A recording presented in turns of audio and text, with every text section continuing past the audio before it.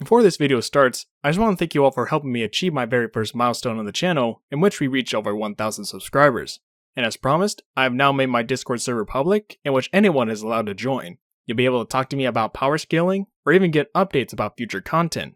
Just be aware that you'll need to go through the verification bot and read through all my rules before you officially join the server. And once you get the bot verified role, make sure you tag me or the other watchman to give you the house cat role. I'll give you the ability to see other text channels. With that out of the way, onto the video. Hey everyone. So, this type of video has actually been requested more so than expected, and I kind of felt like these types of videos anyway, where I discuss the many fallacies that exist, are very much relevant in regards to the content that I do and will be discussed on my channel. So there's more to come after this particular video. And if you want to hear news about my upcoming videos regarding the tiering system and dimensional tiering, and the thumbnails I'll be using, stay tuned till the very end of the video. But for now, let's get into it. First off, what even is a logical fallacy, and what does it mean for an argument to be fallacious? So when an argument is declared to be fallacious, they are declaring that the argument includes faulty reasoning, is an invalid argument, or is based in a mistaken belief. Which is often why making a logical fallacy is referred to as making a wrong move when constructing an argument. There are many big problems with making logical fallacies, such as anyone can easily make these types of arguments because they are just that brain dead. And because they are brain dead easy to understand, they come off as more convincing to the average person. However, when you are past that and aren't easily convinced by any argument, people that make these arguments either come off as making innocent errors in their reasoning or are trying to deliberately mislead others. And once you expose someone for making such fallacious arguments, regardless of intent, has real potential of damaging that person's reputation. Now, there are many different ways to teach someone how to avoid making logical fallacies. One of the easiest ways is to have knowledge on some of the most common ones. So here's a list, in no particular order, 5 logical fallacies and how they can be found within arguments regarding fictional power scaling. Number 1. Ad hominem. Ad hominem is a type of argument where you essentially attempt to invalidate the argument being presented by solely attacking the person's character. This is often used sometimes in politics in order to try and invalidate the opponent's credibility. So, for example, that quarterback's plan to do a Hail Mary is terrible because he cheats on his girlfriend. In this instance, you're not actually addressing the argument of whether or not the Hail Mary is a great idea, but in fact, you're only attempting to invalidate the argument by bringing it to light that the maker of said argument cheats on his girlfriend. Which, although is indeed a terrible thing to do, doesn't at all invalidate or even directly opposes the argument being presented. This differs greatly from what a lot of people think is an ad hominem, which is typically thought to be any insult that is made within a debate.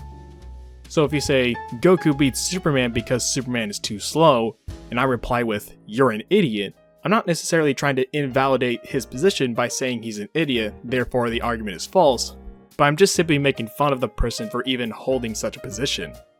And although it doesn't actually address the argument being presented, that much is true, however, it doesn't mean that it makes it an ad hominem. Just insulting your opponent, separate from your argument, is at worst bad manners. It is not at all the same as arguing that because something is an insult, that means your position is correct. For example, your argument is invalid and you're dumb, and your argument is invalid because you're dumb are two very different sentences. As the first sentence is claiming that both the argument is invalid and they're trying to insult you, but the second sentence is claiming that the argument is invalid because you're dumb. So in other words, an ad hominem is attacking the person as an argument rather than attacking the argument itself. Number 2. The Strawman Fallacy. This illogical argument is based on the very idea of, let's say, Jack and Bob are supposed to fight each other. Well, instead of actually running over to punch Bob in the face, Jack ends up attacking a literal straw man and claiming he beat up Bob. So in relation to a debate, Jack would be setting up their own version of Bob's argument that is weaker, and then after attacking this inferior argument that Jack had created, he would then claim that he refuted Bob's argument. This is bad because, rather than actually countering Bob's argument, Jack is countering this flawed interpretation of Bob's argument that is easier to take down. This type of argumentation, regardless of intention behind it, is designed to completely misrepresent the other opponent's argument and ultimately undermines the idea of an honest, rational debate as it delves into the realm of dishonesty. For example, Bob makes the argument that Thor can be Hulk because Thor is universal. Then Jack tries to counter that by asking, "Are you saying that the Hulk is only planet level?" Not only is Jack not actually addressing what Bob just said, but he's inserting a fake argument that Bob never made. Again, this argument is all about blatantly misrepresenting or oversimplifying the opponent's argument, and in front of an audience, it is often made to try and mislead the audience into believing the opponent is holding a much more absurd position than what they're currently trying to argue. Number 3. Appeal to ignorance. This is a common one that is actually very commonly found in fictional debates or arguments revolving around power scaling. An appeal to ignorance is essentially arguing a particular position and then saying it must be true because there's nothing to contradict it, or that it hasn't yet been proven to be false. Now, I wouldn't blame most of you if you initially believe that just based on that there's nothing really wrong with that, but let me put it to you this way. If someone asks you, yes or no, do you think that random person walking down the street is evil or a straight up murderer? Hopefully you would have said no, because then that would imply that you require more evidence in order to believe that, let alone claim it to be true. And an appeal to ignorance would be to say, yes, because there's nothing to suggest that they aren't. But that's not how formal logic works. Because what this position does is trying to persuade the opponent that they're creating this unjustified doubt and responding to that with, why doubt something that hasn't been disproven yet? But this often always results into jumping to conclusions, where you're prematurely arriving to a conclusion without even considering the option to obtain more justification or evidence to back it up. For example, let's use this statement from Bleach that I'm seeing a lot of people trying to use to justify that Ichigo is 5D or 5th dimensional. Now, whether or not this may be the best interpretation for this particular statement, the problem is that most commonly people that hold this position end up making an appeal to ignorance, in which my response to that relates back to what I've talked about in a previous video, where I talk about the ramifications of what you're arguing, which I recommend you go check out if you haven't already. But basically, the people that most commonly argue this don't make any attempts to make it a holistic argument, or rather, prove that interpreting the statement as Ichigo is legitimately 5th dimensional would make the story and or scaling of the verse more consistent than to say it's just simply a statement that is meant to be hyperbolic. Number 4. Appeal to authority. While the argument is not always fallacious, it can be seen as a very dangerous position to hold, as your argument is completely reliant on the authority you're appealing to be absolutely correct. This becomes more of a problem when you try to claim that said source is more objective than anyone else, only because they specialize in a certain field. While they are more likely to be right, that doesn't mean that they will always be right and never wrong. For example, say I'm arguing with someone on if Saitama is a gag character, and then they try to cite someone else's YouTube video on the topic as their evidence for said argument, which happens more often than you think. Now, I'm not saying that this completely invalidates their position, but the major problem with this line of reasoning is they end up not trying to construct their own arguments or even use the arguments in said video to try and substantiate their position. They ultimately become mindless sheep that rely on others to do their thinking for them instead of trying to understand the arguments being made themselves and coming to their own conclusions of whether or not they consider the arguments being presented to be valid enough to use.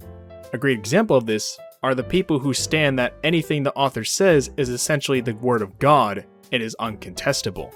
Not to say that the authors are inherently wrong whenever they make claims about the verse that they themselves have written.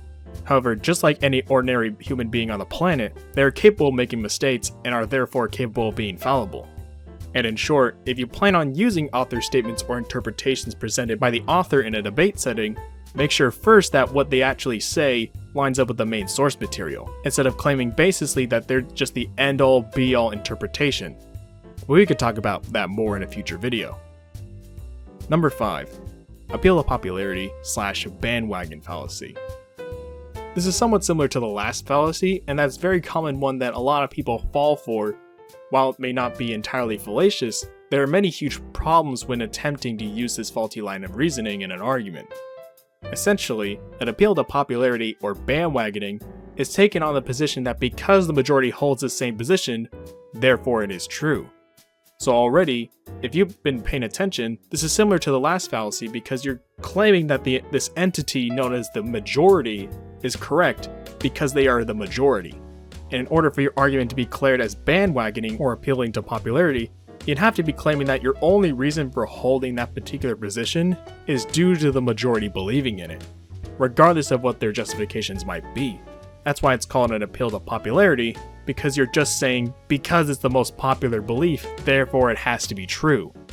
And bandwagoning is literally based on the idea of you jumping into a wagon full of people and just basically assuming that everyone jumped into this wagon for a good reason. You never even thought to question why they did prior to jumping in with them, you just jumped in because that's what everyone else is doing. Now, there's many ways I can go about explaining the very obvious problems when using this faulty line of reasoning. The first one kind of reiterates the point I made on the appeal to authority, and that you have to grandstand this position in order for you to even remain consistent. In other words, you'd have to not only claim that bandwagoning is correct in all cases, but then you have to be forced to prove that to be the case. So for example, I asked someone why they thought Goku beat Superman, and then they say, because everyone believes that. Again, there are many ways about arguing against this, but here's one that you can use. I then do what is called a consistency check, where you essentially test the opponent rhetorically on whether or not their logic is internally consistent.